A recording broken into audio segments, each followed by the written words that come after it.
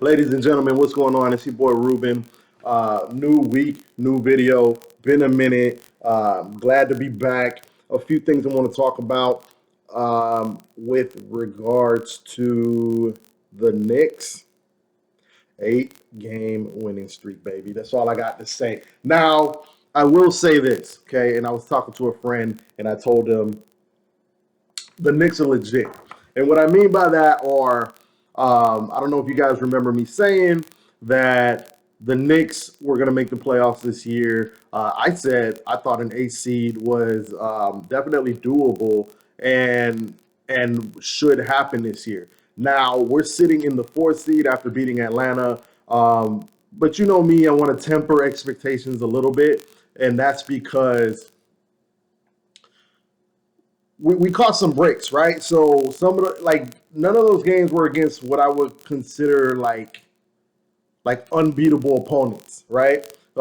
We beat LA, but of course they didn't have their squad. We beat the Hawks, but if you were watching that game, it wasn't looking good. We did go on a run, and then Trey Young got hurt. But it wasn't looking good for a minute in that Hawks game. But you can also attribute that to it was a back to back. They played quite a few games.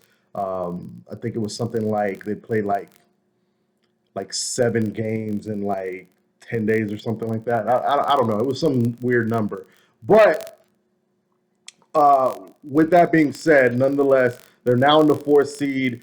They control their destiny going forward, and that's what better place do you want to be? They got a game after a couple days off tomorrow, playing Toronto, and I veered off track a little bit there, so I'm sorry. But what I mean by the Knicks are legit are you can finally look at a schedule and go, you know what, they can beat that team, right? For a while, it was, yeah, that's like those are easier games, but we weren't good enough to just pencil those in as W's.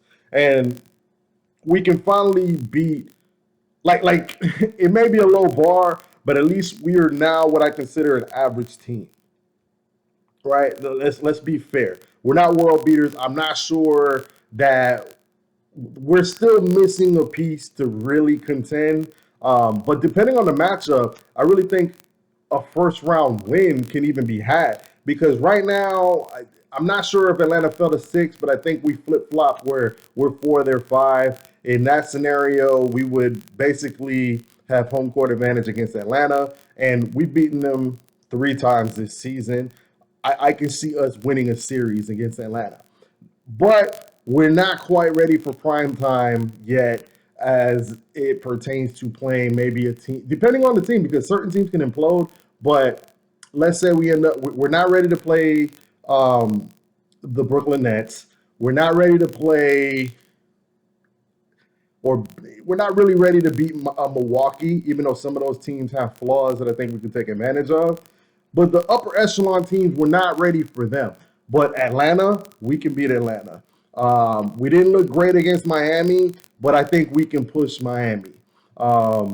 Philly, I, I know we've had a rough go with Philly, but we've lost some close games to Philly. Like we're live against any other team that doesn't have just those upper echelon all stars, like James Harden, LeBron James, like those kind of teams. So this is where we wanted to be.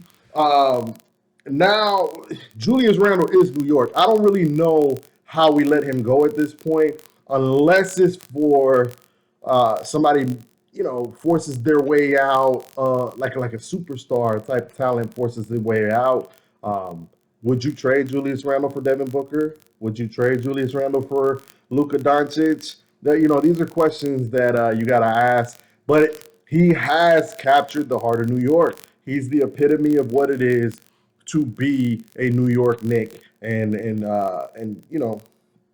hardworking, improved, got it out the mud type. He was a rookie, played with Kobe, and he's really worked hard to become the all-star you see now. And I'm going to be the one to say it, and I'm not saying he's going to win. Actually, I know he won't win it, right? He'd have to average 50 from here out to win it, but I think he should garner MVP consideration at this point. His numbers of late are astronomical. He is leading the league in minutes per game, but um, with that comes all the production. He's averaging like 25, 10, and 6. On top of that, he's top 5 in defensive win shares on top of it. So he's also shooting 40% from three. If that's not like criteria to possibly make an MVP push, I don't know what is. And there is the caveat, of course, that the MVP runners are hurt. You know, Joel Embiid missed time, James Harden's missing time, KD's missing time, LeBron James is missing time. I personally today, if you put a gun to my head, Jokic will win it. But I just think we need to start pushing Julius Randle because nobody, I think, is more deserving of an MVP consideration than him. He works hard. He doesn't miss games. He's leading the league in minutes, and he does it the hard way a lot of times, banging down low, hitting those buckets, and now he's added 3-point range. He's one of the more dangerous players in terms of just skill set that we have. He can handle the ball, he can shoot it, and he's a low down low. All right, but that's all I got for you guys today on the NBA front.